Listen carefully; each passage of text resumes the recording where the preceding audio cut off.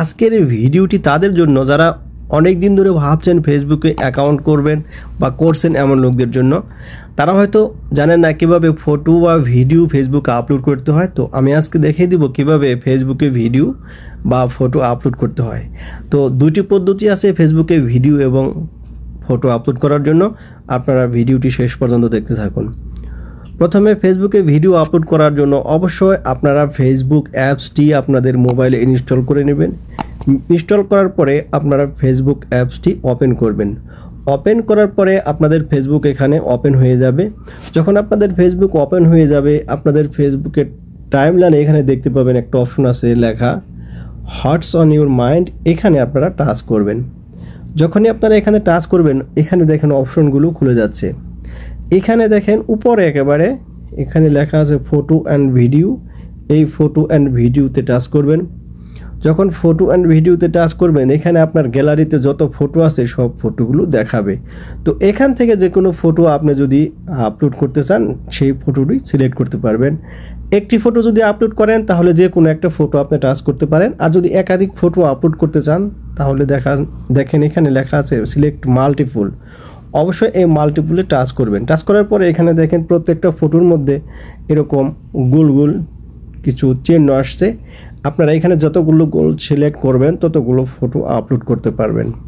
তো সেক্ষেত্রে আমি যেহেতু একটি ফটো আপলোড করব, তাহলে আমাদের এখানে একটি ফটো সিলেক্ট করে নিলাম। সিলেক্ট করার পরে আপনারা এখানে দেখেন লেখা আছে নেক্সট, নিচে নেক্সট অপশন চলে আসছে। আপনারা এই যে নেক্সট অপশনে অবশ্যই টাচ করবেন। নেক্সট অপশনে টাচ করলে এখানে একটা ফটো সিলেক্ট করেছি, সেই ফটোটি আসছে। তারপরে এখানে আপনারা যে কোনো কিছু লিখতে পারবেন। আপনারা যা মনে চায় যাই লিখতে পারবেন এই ফটো সম্পর্কে, বা বিভিন্ন বিবরণ বা ক্যাপশন হিসেবে যা লেখেন। তো আমি এখানে লিখে দিলাম সকালের সূর্যোদয়। সকালের সূর্যোদয় এরকম একটা কিছু লিখে দিব, মানে যে কোনো কিছু আপনারা লিখে এখানে দেখেন আবার নেক্সট আসছে যে রাইট সাইডে। নেক্সটে যখন টাচ করবেন তখন এটা প্রসেসিং হবে। প্রসেসিং হওয়ার সময় এখানে দেখেন লেখা আছে get the word out of more পিপুল।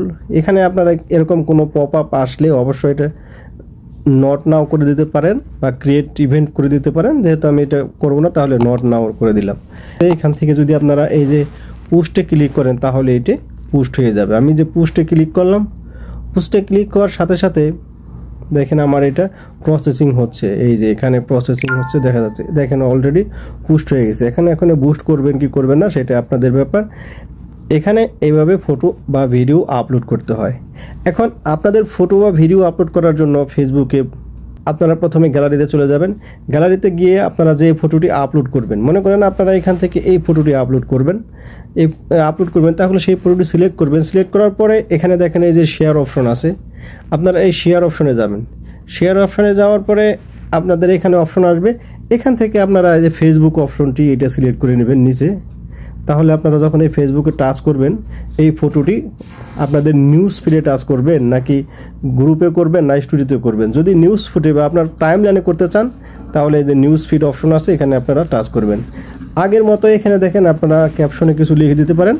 ক্যাপশনে লিখে দিলে আপনাদের এখানে এটা লেখার ক্যাপশন হিসেবে চলে যাবে। তারপরে এই যে উপরে নেক্সট অপশন আসছে, আপনারা এই নেক্সট অপশনে চাপলে আপনাদের এখানে পরবর্তী আসবে পাবলিক। তারপরে এই যে পোস্টে টাচ করবেন।